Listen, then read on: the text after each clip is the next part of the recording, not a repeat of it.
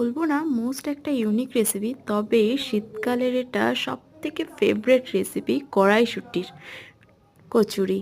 তো বাঙালিদের এটা সব থেকে বেস্ট, শুধু বাঙালি না, এখন প্রত্যেকটা ঘরে ঘরে এই রেসিপি। তো ফার্স্টে আমি কড়াইশুঁটিগুলোকে আমি ভালো করে সিদ্ধ করে ওটা আমি মিক্স করে নিয়েছি আদা আর কাঁচা লঙ্কা দিয়ে। এবার কড়াইতে আমি নাড়াচাড়া দিয়েছি একটু কালো জিরার হিং দিয়ে, তার সাথে লাস্টে দিয়েছি একটু ছোলার ছাত।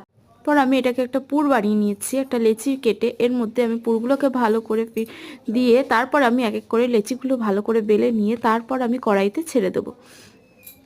এরকমভাবে তোমরা ঠিক সুন্দরভাবে বানিয়ে খেতে পারবে কড়াইশুঁটির কচুরি। কেমন লাগলো অবশ্যই আমাকে কমেন্ট করে জানাবে।